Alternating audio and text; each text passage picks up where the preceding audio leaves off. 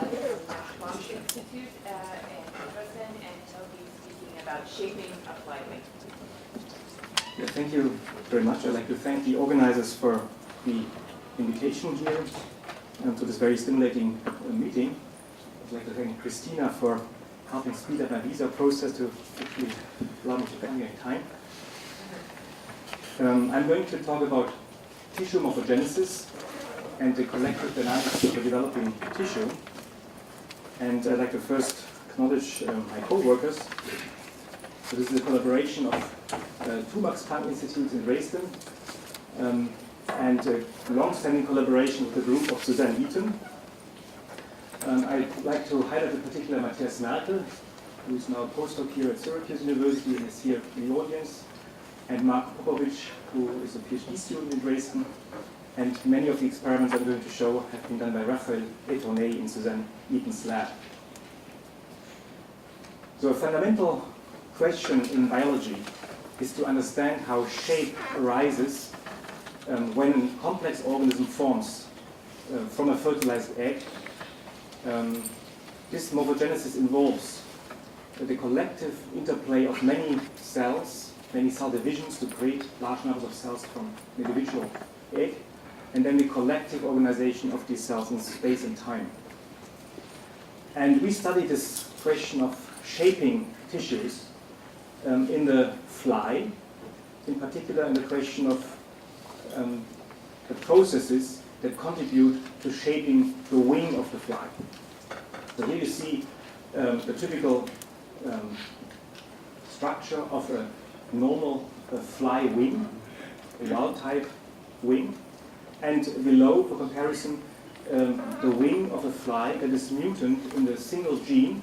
This gene is called Dumpy, and the single gene mutation causes an abnormal wing shape. And we'd like to understand what type of processes in the collective nuclei of cells contribute to the difference of these two wings, and to identify the mechanisms which shape the wing tissue. Now in this talk I will focus on the pupal stage of development of the fly. The advantage is that in the pupa one can actually observe in the living system the dynamics of tissue remodeling.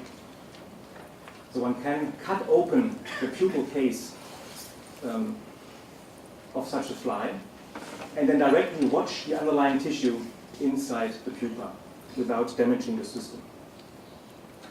And here I show you now a time-lapse movie taken by this procedure, observing the tissue which will become a fly wing over about 17 hours, so every 5 minutes one image. And it starts 16 hours after the pupa initially formed. So this observation reveals an extraordinary dynamic tissue which undergoes remodeling, shape changes, and the creation of the structures that are characteristic for the adult fly organ. So this process involves more than 10,000 cells. They undergo about 2 rounds of cell divisions. There are many cellular rearrangements, cell shape changes, and overall the tissue undergoes a shape deformation. So this is an example of a collective behavior of cells in the scaling active epithelial. This process is governed by chemical signals that coordinate, sort of choreograph this dynamic process, and it's an active mechanical process that involves cellular force generation. Now the questions that I want to address in my talk today are how do these large-scale shape changes that we see in such a movie emerge from the accumulation of a large number of different cellular events in this tissue? And eventually, what is the mechanics that underlies these cell flows and the cell rearrangements in this process of tissue remodeling? And in answering these questions, we hope to get answers about what are the causes of this shape defect in the Dumpy mutant. So how does this gene influence shape of the tissue? Now, before discussing the cellular processes, let me first give you sort of a coarse-grained, large-scale picture that helps understand later the details that I'm going to discuss. So this is sort of the whole tissue, and here is labeled sort of with a blue marker what will later become the so-called hinge of the wing, the adult fly, while the remaining tissue will become the wing blade. And during this process in the pupa, the tissue changes shape, but very remarkable is the area contraction of the hinge tissue. And that is one of the driving forces to reshape this tissue. So from this large-scale picture emerges the idea that somehow the overall tissue sits inside the pupa. It is attached at the edges to some rigid scaffold called a cuticle. And while it is attached, it is sort of contracted, or part of it is contracting, it's sort of being stretched by holding onto the ends and being contracted. So the contracting hinge sort of stretches the blade. Now I suggested there are these attachments at the boundaries, and that there is direct evidence for such mechanical connections to the external scaffold, which I want to briefly sketch, and can use laser ablation methods to ablate structures outside the tissue near the margin where it is connected to the cuticle. And by doing such ablations at different places, one can see that the tissue margin can move inwards, which the normal tissue in the wild type case would not do.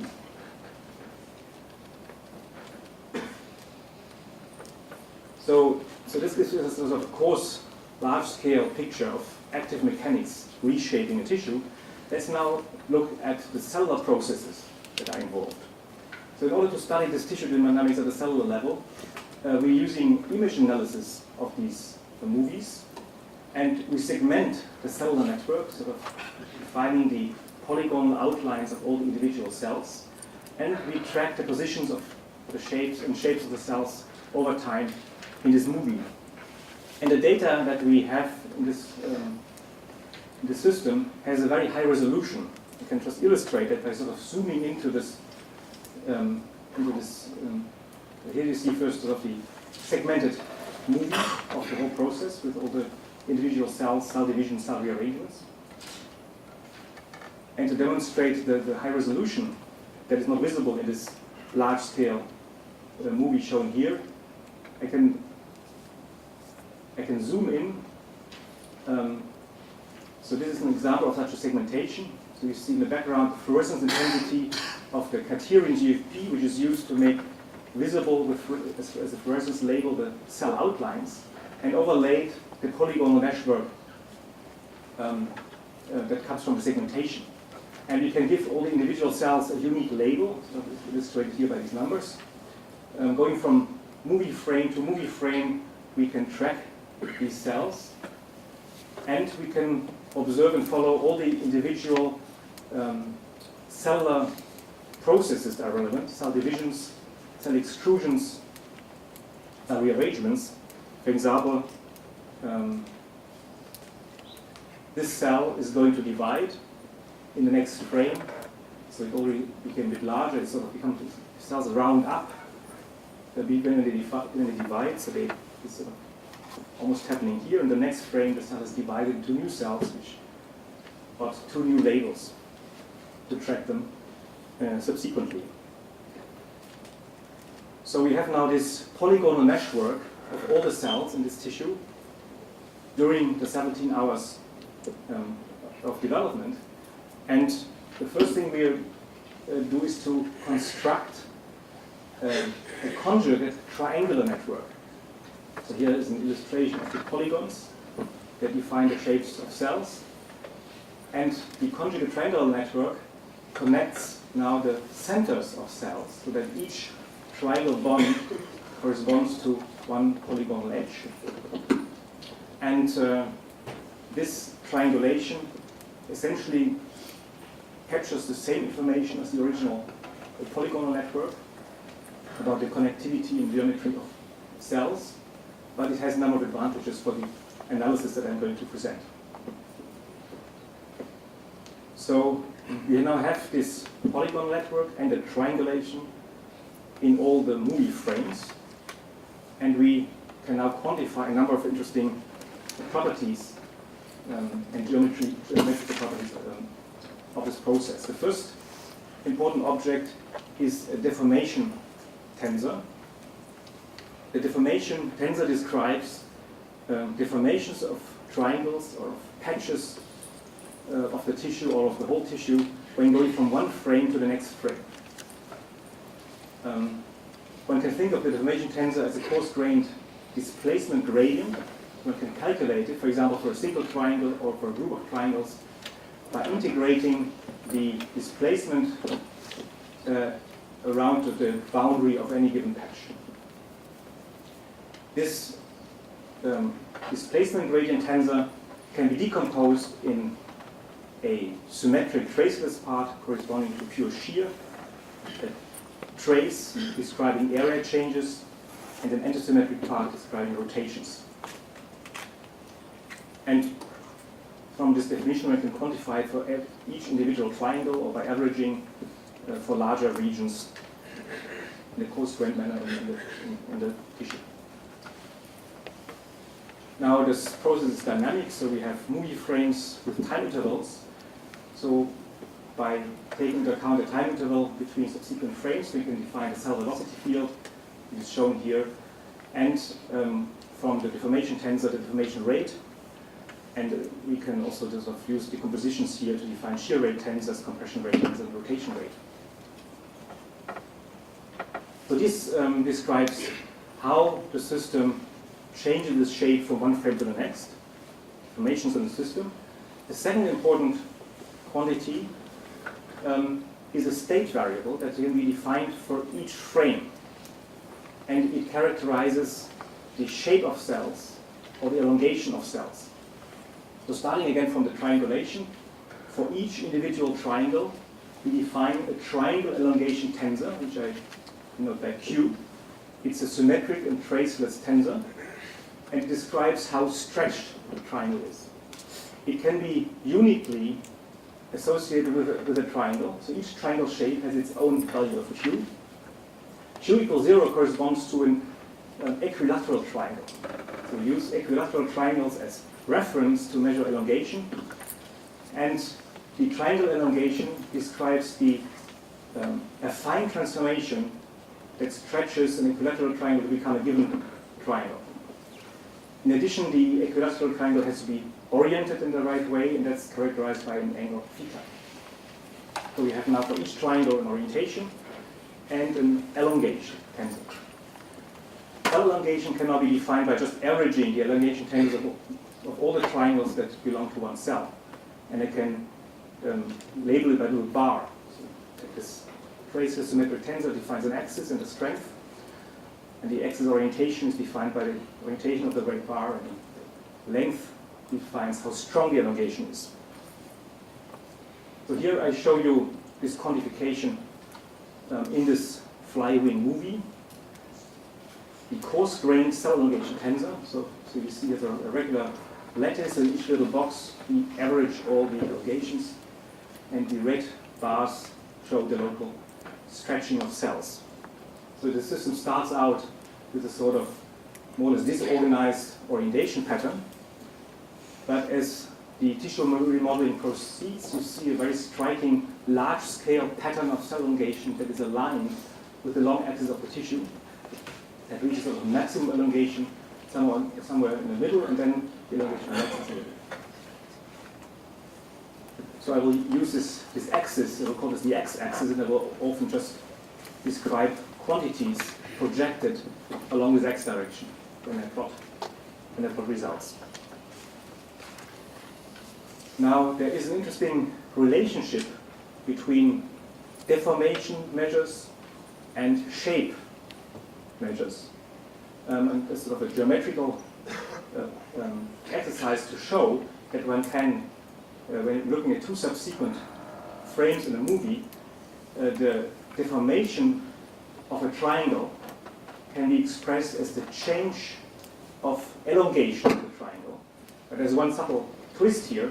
So this is an exact relation for a triangle, that the triangle shear is a change of triangle elongation if this triangle elongation is evaluated in a reference frame that co-rotates with the triangle. And therefore, if we go to a time-dependent description, the triangle shear rate can be expressed as a co-rotational time derivative of the triangle elongation. This is an exact geometric relation. The fact that we have here a co-rotational derivative means that a simple rotation of the triangle cannot create shear as it has to be.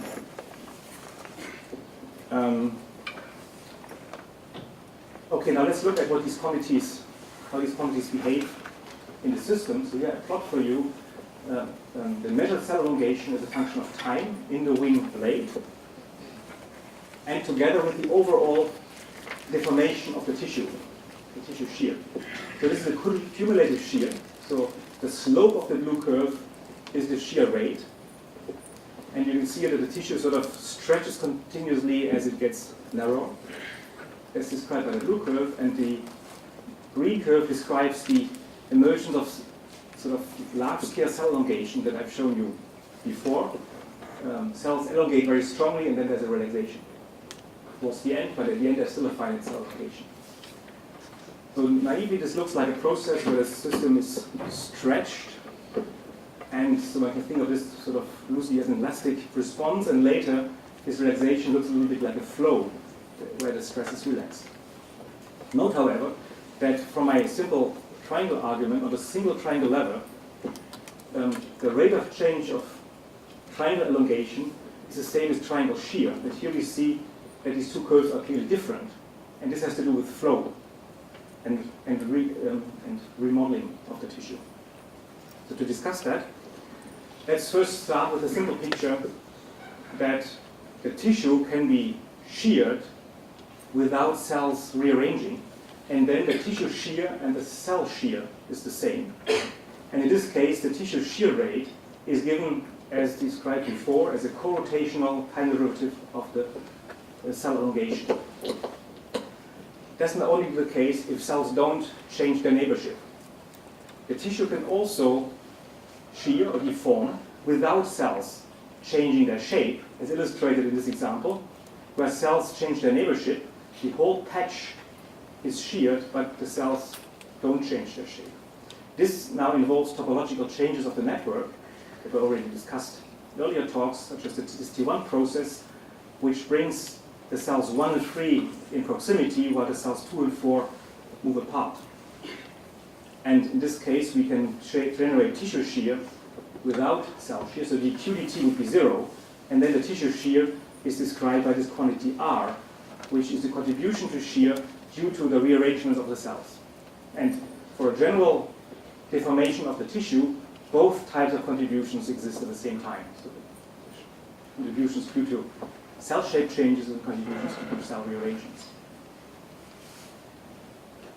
So we can calculate these contributions to the cell rearrangements, so the missing part such that the blue curve is the sum of the yellow and the red curve. And we can also calculate the contributions to tissue shear stemming from individual cellular events. And we can distinguish contributions of different types of events. So the R, the contribution to shear from rearrangements, can be decomposed into contributions only from T1 transitions, or contributions only from cell divisions, or contributions only from cell exclusions. And just to illustrate how this works, so we have sort of this triangulation to define these quantities, in particular the elongations Q. And whenever there is a remeshing of this triangulation, with such a topological change, there's a sudden change in triangle elongation, and this has to be absorbed at the moment of the change in this quantity R that is defined this way, such that overall the system satisfies this equation. And here you see such a decomposition. The blue and the green curves are the same that I showed before, and the other curves now correspond to contributions to shear from different origins. So looking only at T1 transitions, we find the contribution to shear in this red curve. Only cell divisions create this yellow curve. Cell extrusions are not shown here because their contribution is so small in this particular process. However, there's another contribution, which we call a correlation contribution, which has to do with fluctuations, spatial inhomogeneities, and comes from coarse graining the co-rotational time derivative. I'll just give you a flavor of this. I mentioned an exact geometric relation between triangle shear and the rate of change of triangle elongation. If we now not look at a single triangle but a larger patch of the tissue, the coarse-grained shear rate will be an average over a certain region of the co-rotational time derivative of Q, and this is now different from the co-rotational time derivative of the average of Q, because this co-rotational derivative is a nonlinear operator, and the difference between those two is such a correlation. It can be dominated by correlations between local rotation and local elongation changes. And this contributes to shear in a significant manner in this process shaping the wing. Now, in the following, I will put all these different processes together in this one red curve, which I call shear by cell rearrangements. And we'll discuss sort of the physics of this process in some more detail. First, it's remarkable to note that as the tissue shears and elongates, as described by the blue curve, cells elongate even more. And that's a quite surprising observation. So the tissue is, let's say, stretched maybe from outside, but the cells do even more than that. They stretch more. And this is compensated sort of by this negative slope of T1 transitions driving shear. What this means is sketched in this lower diagram. This means that T1 transitions sort of are active and work against the external stretching. So as the tissue is stretched and the cells 2 and 4 are pulled sort of apart, T1 transitions contract along the same axis and bring the cells 2 and 4 together in contact. And therefore, these cells elongate more than the tissue. So this is due to active processes in the tissue involving active T1 transitions. Now this happens at early times and leads to a very strong buildup of cell elongation. And then later, somehow, this very strong cell elongation starts to relax. Now this, and then also visualize in such a diagram, what this means now is you see now the slope of the red curve has changed sign. So here we have the T1 transitions contracting along the long axis. And here we now have T1 transitions expanding along that long axis. So this means now the cell elongation is so strong and sort of the associated elastic stress is so large, they now force T1 transitions the opposite way. Now the T1 transitions lead to a contraction in the perpendicular direction and an elongation in this direction. So as the tissue continues to stretch, well, because the blue curve continues to rise, now the cells 2 and 4 can move apart here and therefore relaxing their shape and reducing the elongation. This corresponds to this relaxation here. Time. Let's now, in the remaining minutes, quickly describe a physical model for the mechanics of this process. So this is based on the idea that cells are elastic. So the cell stress is then, with an elastic modulus described, related to their shape. We also allow for cellular force generation here. There is the geometric relation between tissue shear, cell shape changes, and shear due to cell rearrangements. And what is important now is to have a constitutive relation that describes how shear due to cell rearrangements arise in the system, given the state of the system. And this can be done quite generally with such a memory kernel description, which is a general linear response, and also we allow for the active contributions to T1 transitions. And now this constitutive relation can be studied using the experimental data. Here we plot the rate of shear due to cell rearrangements versus the elongation of cells. And these are the data points, colors corresponding to different times. And from this, we find that this memory kernel this data can be captured by a memory kernel, which is a single exponential relaxation. this allows us to determine two parameters at different time scales, the delay time and the classical Maxwell time, and we can also measure the strength of this active contribution. By combining this relation with the equation for tissue shear described before, we can eliminate this rate R and find an effective rheological description between shear rate of the tissue and cell stretch or tissue stress. And the interesting property of this rheology that we find here is that it exhibits damped oscillations. If there is a step change in shear rate, the post outside, the cell elongation relaxes with a damped oscillation. This follows from the simple analysis of this model. And this is qualitatively the same that we see in the tissue, except that here we still have the same slope, blue and green at the beginning, and if we add now this active cell rearrangement term, the two behaviors are qualitatively the same. So what we see in the experiment essentially static oscillation and an extra driving active T1 transitions. And in order to make this more quantitative, we can compare it with experiments by also imposing boundary conditions. I'm not sure how much time is still having. It's almost 4 minutes, okay. So then we have to take into account the boundary conditions, and I mentioned these mechanical linkers, the margin of the wing. And we solve this in a simplified way by using two regions corresponding to hinge and blade that are sort of, that we for simplicity we take as homogeneous. And this model can account for the full observed dynamics. So this is the comparison of measured data and such a simple model based on this complex rheology. This is illustrated by overlaying the simple rectangle model on the movie of the remodeling wing. So this model accounts for the shape changes of hinge and of blade, the shape changes of the cells, and the remodeling in the T1 transitions in this tissue. And now we can sort of use these insights in the wild type to try to understand what happens in this mutant that I introduced at the beginning. Here a comparison of the wild type and the mutant in the pupal state observed in the living system. And the remarkable observation is that the mutant reveals a big difference at the boundary, so that the margin moves in quickly, giving rise to this shape deformation. And this suggests to us that this Dumpy mutation changes the boundary condition, and there's also a good reason for that, because Dumpy is a protein that is part of the extracellular matrix.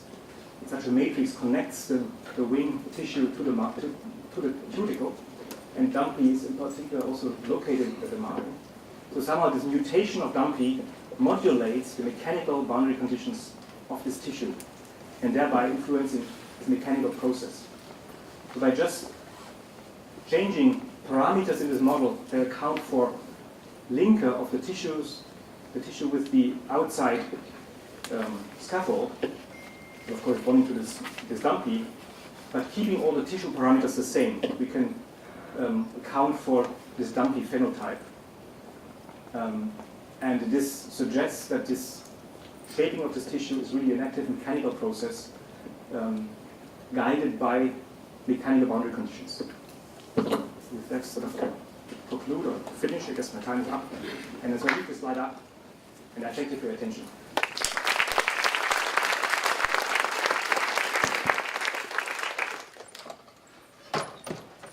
Hi.